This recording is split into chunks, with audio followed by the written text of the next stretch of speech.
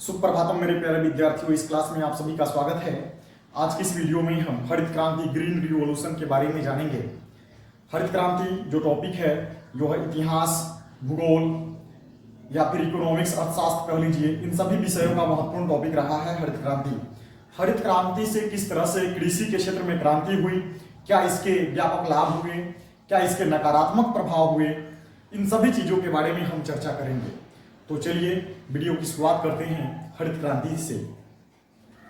हरित क्रांति यानी कह दे तो ग्रीन रिवॉल्यूशन। आप सबको पता है कि हरित क्रांति जो है खाद्यान्न उत्पादन से संबंधित है, कृषि के क्षेत्र में ही क्रांति हुई थी। तो बात करें शब्द का प्रयोग 1940 से 60 के काल में हुआ। हरित क्रांति शब्द का प्रयोग जो है 1940 से 60 के काल में विकासशील देशों में कृषि के क्षेत्र में किया जाता है। इस समय कृषि के पारंपरिक तरीकों को आधुनिक तकनीक और उपकरणों के प्रयोग पर बल दिया गया। वास्तव में हम हरित क्रांति शब्द की बात करें तो हरित क्रांति शब्द 1960 के बाद विश्व के सामने आता है। तो ध्यान रखेंगे, हरित क्रांति शब्द जो है यह 1960 के बाद विश्व के सामने आता है। 1967-68 में हरित क्रांति प्रारंभ करने का श्रेय जो है नोबेल पुरस्कार विजेता प्रोफेसर नॉर्मन बोरलॉग को जाता है।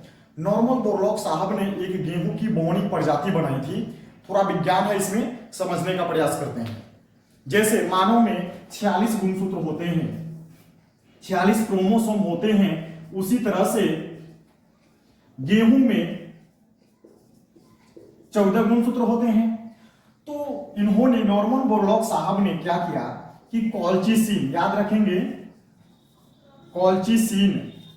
कॉल्चिसिन नामक रसायन का प्रयोग इन्होंने किया और गेहूं के गुणसूत्रों को 3 गुना बढ़ाकर 42 गुणसूत्र वाला एक बीज तैयार किया।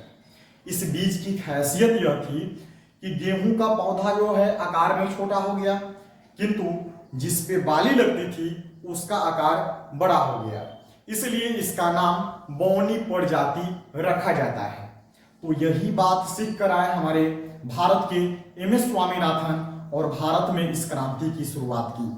तो हम कह सकते हैं विश्व में हरित क्रांति के प्रणेता या फिर जनक जो हैं प्रोफेसर नॉर्मन बोरलॉग साहब है, और भारत में इनके जनक जो है हरित क्रांति के जनक एम.एस. स्वामीनाथन है। नॉर्मन बोरलॉग साहब के इस योगदान के कारण जो है विश्व में नॉर्मन बोरलॉग पुरस्कार भी प्रारंभ किए गए, और सौभाग्य की बात यह है कि नॉर्मन बोरलॉग पुरस्कार प्राप्त करने वाले पहले व्यक्ति एम.एस. स्वामीनाथन हुए, जो कि भारत के हुए। ध्यान रखेंगे, अगर हरित क्रांति का उद्देश्य की बात करें तो मोटी तौर पे हम बात करें तो हरित क्रांति का उद्देश्य था उत्पादन को बढ़ाना, जिसके लिए उन्नत किस्म के बीज, उन्नत किस्म के अधिक उपज देने वाला संकर बीज और आधुनिक टेक्नोलॉजी, नई नई टेक्नोलॉजी का प्रयोग किया गया, नई रासायनिक खादों का प्रयोग किया गया, जिसके परिणाम स्वरूप उत्पादन में अधिक वृद्धि हुई। गेहूं और चावल का उत्पादन भारत में जो है 2 गुना हो गया, यानी कि कह सकते हैं कि भारत पहली बार आत्मनिर्भर बन पाया इस हरित क्रांति के कारण। हरित क्रांति जो है पहले 1960-63 के दौरान जो है 7 राज्य के चयनित 7 जिलों में ही इसका प्रयोग किया जाता है, और यह प्रयोग सफल रहता है। उसके बाद जो है हरित क्रांति को व्यापक तौर पर, औपचारिक तौर पर जो है इसको अपना लिया जाता है। हरित क्रांति से कृषि में सुधार हुई, यानी कि कह सकते हैं इसके कुछ लाभ भी हुए। क्या लाभ हुए? कृषि में तकनीकी एवं संस्थागत सुधार हुए, जैसे में रासायनिक उर्वरकों के प्रयोग में वृद्धि हुआ, उन्नतशील किस्मों के प्रयोग में, उन्नत किस्म के जो बीज थे उसके प्रयोग में वृद्धि हुआ, भूमि पर एक से अधिक फसल उगाकर उत्पादन को बढ़ाया गया। उत्पादन बढ़ी, उत्पादन बढ़ने से भारत जो है पहली बार आत्मनिर्भर बन पाया। उत्पादन बढ़ी, किसानों की आय बढ़ी, और जब किसानों की आय बढ़ी तो उसके सामाजिक और शैक्षणिक स्तर में सुधार आया। तो हम कह सकते हैं ये सब हरित क्रांति की देन है, इनके बेनिफिट्स हैं। इसके कुछ नकारात्मक भी प्रभाव रहे, नकारात्मक प्रभाव की बात करें तो कीटनाशकों और रासायनिक उर्वरकों के अत्यधिक प्रयोग से वातावरणीय और स्वास्थ्य संबंधी नुकसान हुआ। इसके अलावा इसका लाभ जो है, हरित क्रांति का लाभ केवल बड़े किसानों तक ही सीमित रहा, छोटे किसान इसके व्यापक लाभों से वंचित रह जाते हैं। ऐसा इसलिए क्योंकि इसके बीज, इसके टेक्नोलॉजी, उपकरण ये सब महंगे होते थे और जो छोटे किसान थे ये सब इसको खरीद नहीं पाते थे। तो इसलिए हम कह सकते हैं कि यह केवल बड़े किसानों तक ही सीमित रहा, छोटे किसान इसके व्यापक लाभों से वंचित रह जाते हैं। अगले लाभ की बात करें तो यहाँ अत्यधिक सिंचाई हुई। हरित क्रांति के फलस्वरूप क्या हुआ कि अत्यधिक सिंचाई हुई और अत्यधिक सिंचाई के कारण जो है भूजल स्तर में गिरावट हुई।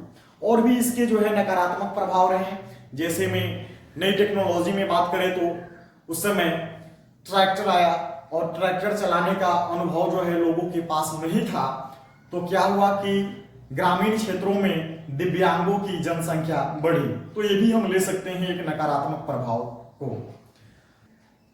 अब द्वितीय हरित क्रांति की बात की जा रही है। एम.एस. स्वामीनाथन ने 2011-12 में द्वितीय हरित क्रांति के बारे में कहा है।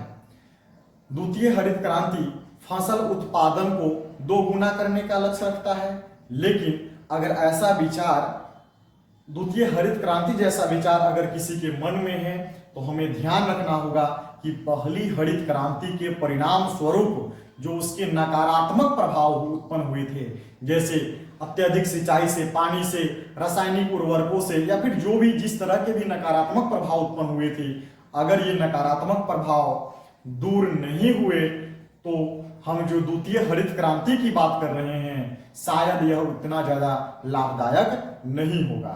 तो बस इतना ही था हरित क्रांति के बारे में। वीडियो आपको अच्छा लगा तो वीडियो को प्लीज लाइक कीजिए, चैनल को सब्सक्राइब कीजिए, अपने दोस्तों और मित्रों के पास इस वीडियो को शेयर कीजिए। मिलते हैं नेक्स्ट वीडियो में, तब तक के लिए जय हिंद।